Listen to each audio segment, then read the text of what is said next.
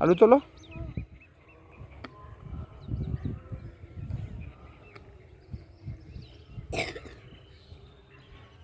ওখানে না, ওখানে না, ওখানে না।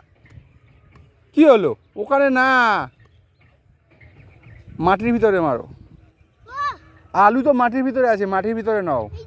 হ্যাঁ ঠিক আছে, মাটির ভিতরে মারো একটা, দেখো আলু আছে কিনা, দেখো আলু আছে কিনা।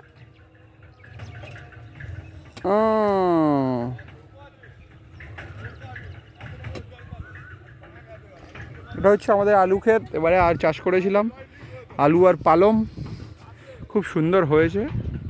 পালংয়ের এখন বড় বড় সহায়তা হয়ে গেছে, আলুও খুব ভালো হয়েছে। লাস্টের দিকে একটু পোকার সংক্রমণ হয়েছিল, গোড়া ধসা পচার রোগ লেগেছিল, কিন্তু আলুর ফলন খুবই ভালো। আপনাদের দেখাই দর্শকদের, কি সুন্দর আলু হয়েছে। এই পোকা ধসা লাগার জন্য একটু একটু আলুর গায়ে দেখবেন একটু সংক্রমণ এসছে, এটা পোকা ধসার রোগ। দেখতে পাচ্ছেন আলুর সাইজ অনেক বড় বড় আলু হয়েছে,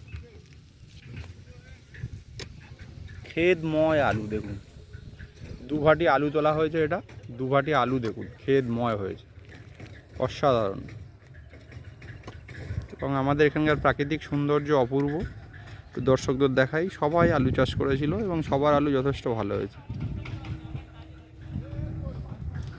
চারিদিকে কুমড়ো গাছ, লাল শাক, অপরূপ সৌন্দর্য। সকালবেলা আলু তুলতে এসেছি, খুব ভাল লাগছে। বাবা আমাকে একটু ছবি করে দাও, আমাকে একটু ছবি করে দাও। না না না, ফোনটা ধর, ফোন যেটা বলছি সেটা শোনো, যেটা বলছি সেটা শোনো। না আমাকে একটু ছবি করে দাও, ধরো ধরো ধরো ধরো ধরো। না ওখানে আর খুঁজে পাবে না ওই আলুগুলো পুঁতে দিলে। ধরো আমাকে, ধরো আমাকে, ধরো একটু ভিডিওটা ধরো, ভিডিওটা আমার দিকে ধরো। এসছি আমি, আমার ছেলে আলু তুলছি, দেখে নাও সবাই। অভয় মণ্ডল।